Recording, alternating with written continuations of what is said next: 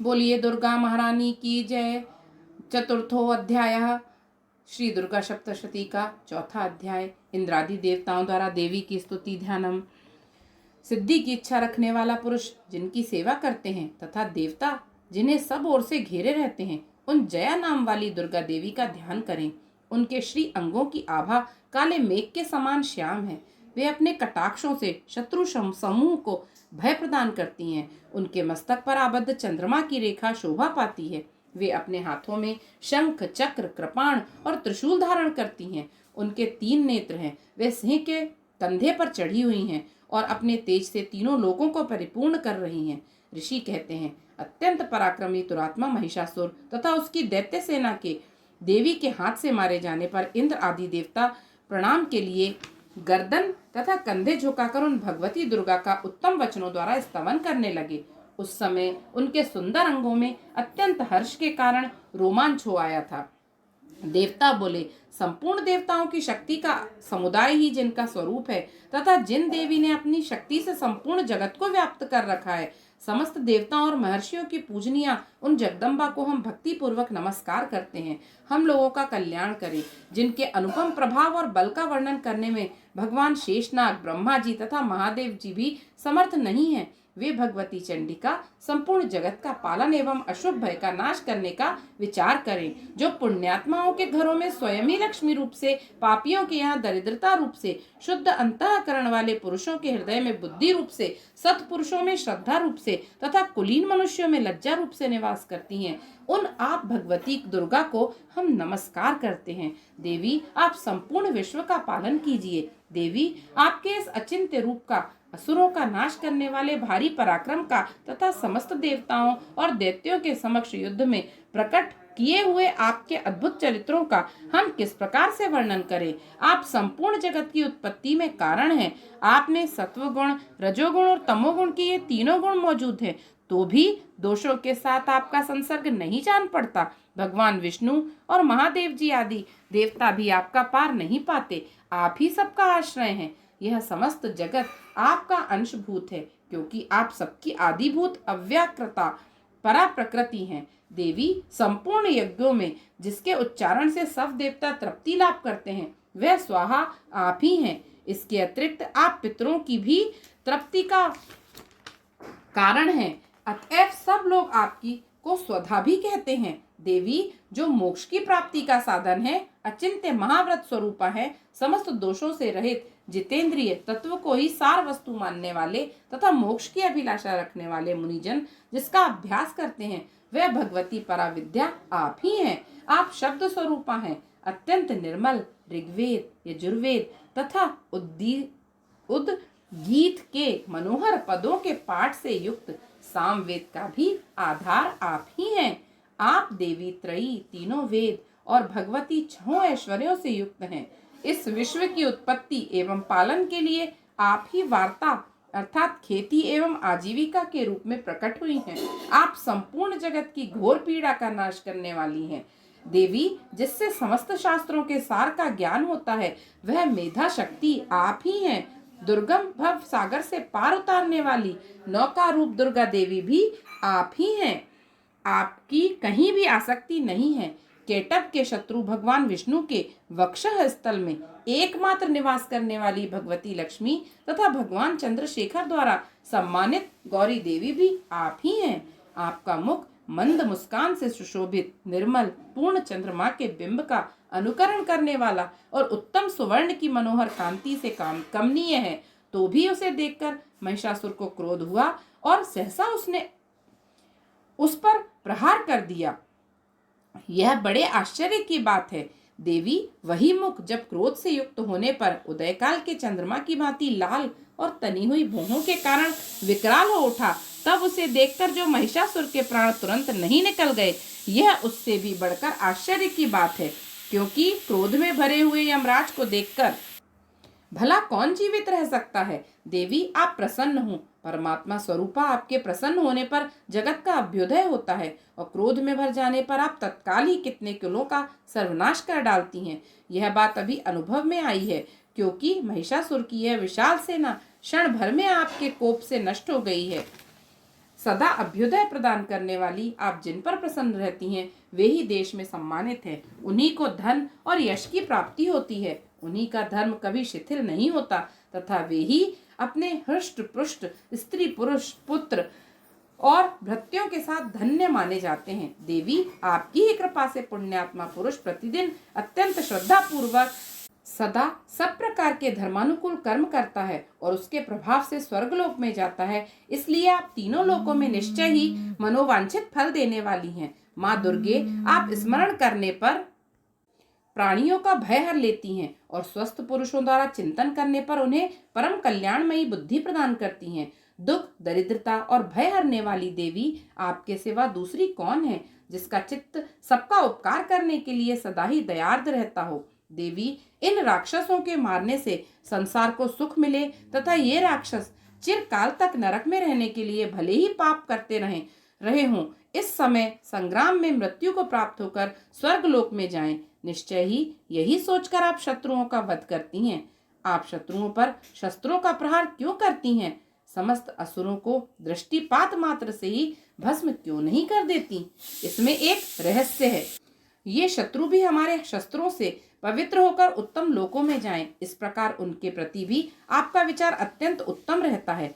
खड्ग के तेज पुंज की भयंकर दीप्ति से तथा आपके त्रिशूल के अग्रभाग की घनीभूत प्रभा से चौंधियाकर जो असुरों की आंखें फूट नहीं गईं, उनमें कारण यही था कि वे मनोहर रश्मियों से युक्त चंद्रमा के समान आनंद प्रदान करने वाले आपके सुंदर मुख का दर्शन करते थे। देवी, आपका शील दुराचारियों के बुरे बर्ताव को दूर करने वाला है। साथ ही यह रूप ऐसा है जो कभी चिंतन में भी नहीं आ सकता और जिसकी कभी दूसरों से भी तुलना नहीं हो सकती, तथा आपका बल और पराक्रम तो उन दैत्यों का भी नाश करने वाला है जो कभी देवताओं के पराक्रम को भी नष्ट कर चुके थे। इस प्रकार आपने शत्रुओं पर भी अपनी दया ही प्रकट की है। वरदायिनी देवी, आपके इस पराक्रम की किसके साथ तुलना हो सकती है? तथा शत्रुओं को भय देने वाला एवं अत्यंत मनोहर ऐसा रूप भी आपके सिवा और कहाँ है? हृदय में कृपा और युद्ध में निष्ठुरता, ये दोनों बातें तीनों लोकों के भीतर केवल आप नहीं देखी गई हैं। माता, आपने शत्रुओं का नाश करके इस समस्त त्रिलोकी की रक्षा की है। उन शत्रुओं को भी युद्ध भूमि में मारकर स्वर्ग लोक में पहुंचाया है तथा उन्मत्त दैत्यों से प्राप्त होने वाले हम लोगों के भय को भी दूर कर दिया है। आपको हमारा नमस्कार है। देवी, आप शूल से हमारी रक्षा करें। अंबिके, आप खड्ग से भी हमारी रक्षा करें तथा घंटा की ध्वनि और धनुष की टंकार से भी हम लोगों की रक्षा करें। चंडिके, पूर्व, पश्चिम और दक्षिण दिशा में आप हमारी रक्षा करें तथा ईश्वरी, अपने त्रिशूल को घुमाकर आप उत्तर दिशा में भी हमारी रक्षा करें। तीनों लोकों में आपके जो परम सुंदर एवं अत्यंत भयंकर रूप विचरते रहते हैं, उनके द्वारा भी आप हमारी इस भूलोक की रक्षा करें। अंबिके, आपके कर पल्लवों में शोभा पाने वाले खड्ग, शूल और गदा आदि जो अस्त्र हों, उन सबके द्वारा आप सब ओर से हम लोगों की रक्षा करें। ऋषि कहते हैं, इस प्रकार जब देवताओं ने जगन माता दुर्गा की स्तुति की और नंदनवन के दिव्य पुष्पों एवं गंध चंदन आदि के द्वारा उनका पूजन किया, फिर सबने मिलकर जब भक्ति पूर्वक दिव्य धूपों की दो सुगंध निवेदन की, तब देवी ने प्रसन्न वदन होकर प्रणाम करते हुए सब देवताओं से कहा।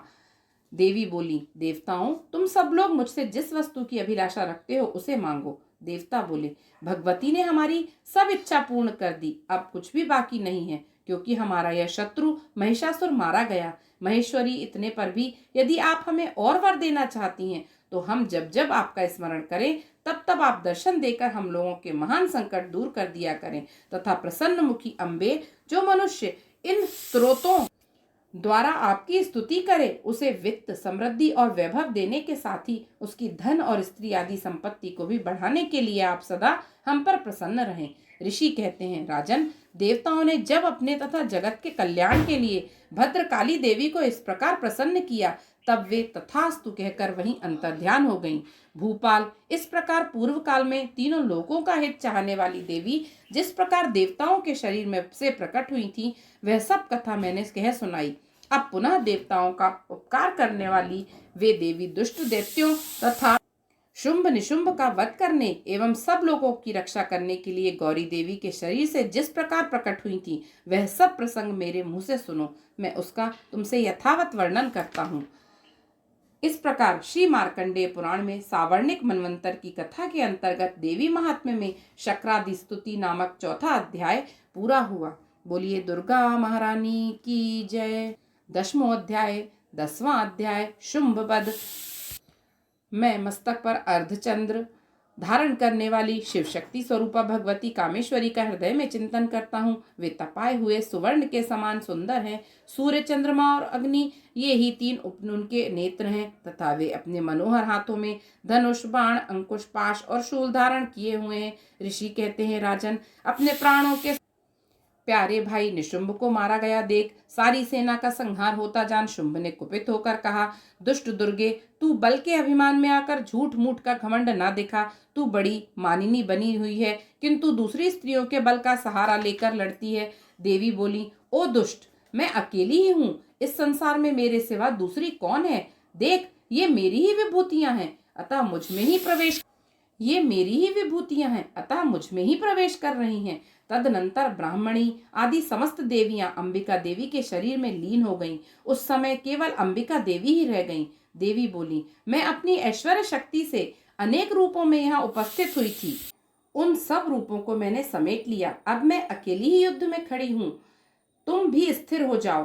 तदनंतर ऋषि कहते हैं, तदनंतर देवी और शुंभ दोनों में सब देवताओं तथा दानवों के देखते देखते भयंकर युद्ध छिड़ गया। बाणों की वर्षा तथा तीखे शस्त्रों एवं दारुण अस्त्रों के प्रहार के कारण उन दोनों का युद्ध सब लोगों के लिए बड़ा ही भयानक प्रतीत हुआ।